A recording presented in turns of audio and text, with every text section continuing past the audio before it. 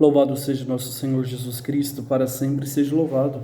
Meus queridos irmãos e irmãs, sejam todos bem-vindos no nosso canal Bom Pastor Connect, nesta terça-feira da segunda semana da Quaresma, hoje, dia 2 de março. Queremos acolher o Santo Evangelho desse dia, que se encontra em Mateus, capítulo 23, de 1 a 12. O Senhor esteja convosco, Ele está no meio de nós.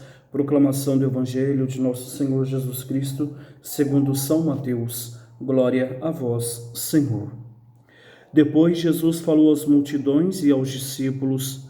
Os escribas e os fariseus sentaram-se no lugar de Moisés para ensinar. Portanto, tudo o que ele vos disserem, fazei e observai, mas não imiteis suas ações, pois eles falam e não praticam. Amarram fardos pesados e insuportáveis e os põem nos ombros dos outros, mas eles mesmos não querem movê-los nem sequer com o dedo. Fazem todas as suas ações só para serem vistos pelos outros. Usam faixas bem largas com trechos da lei e põem no manto franjas bem longas. Gostam do lugar de honra nos banquetes e dos primeiros assentos nas sinagogas, de serem cumprimentados nas praças públicas e de serem chamados de rabi.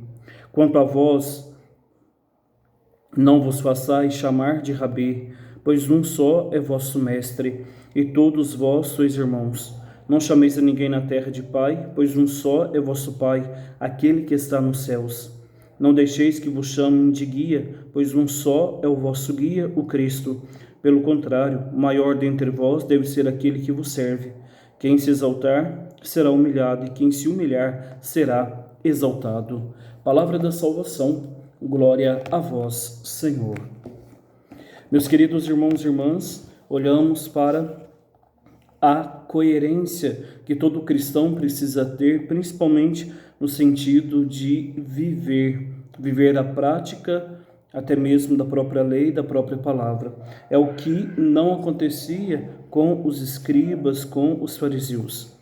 O ensinamento de Jesus, ele não convida a transgredir a lei, tanto que ele recomenda à multidão e aos discípulos que respeitem as normas constituídas, fazei e observai tudo quanto vos disserem.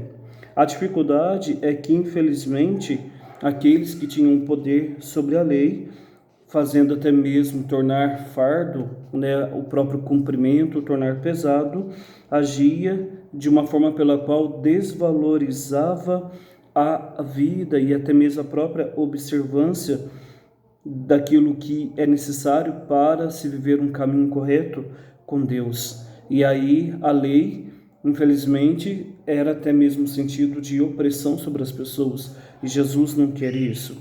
Tanto que o cumprimento da lei deve ser contemplado de uma forma com que nos faz bem, para poder caminhar com Deus, chegar a Deus e levar o testemunho de Deus para tantos irmãos e irmãs. Para isso, então, nós somos chamados a viver a graça de uma pura e sincera verdade, dentro de uma coerência entre o que se diz e o que se faz, até mesmo de poder, de fato, unir para um testemunho fiel, e assim de podermos chegar ao Senhor, nosso Deus. Também neste Evangelho nós ouvimos o próprio sentido da gente poder viver a graça do discipulado, de poder não assumir a prática da lei como uma vanglória, como uma prepotência, como uma vaidade, de forma nenhuma. Por isso somos chamados a encontrar e contemplar o único mestre. Jesus fala: quanto a vós, não vos façais chamar de rabi, de mestre, pois um só é vosso mestre e todos vós sois irmãos, para que de fato haja uma igualdade entre cada um de nós. E assim, dessa forma, Jesus nos apresenta o Pai, pois um só é vosso Pai, aquele que está nos céus. Não deixeis que vos chamem de guia, pois um só é o vosso guia, o Cristo. Pelo contrário, o maior dentre vós deve ser aquele que vos serve. A servidão nos faz, então, colocar em exercício de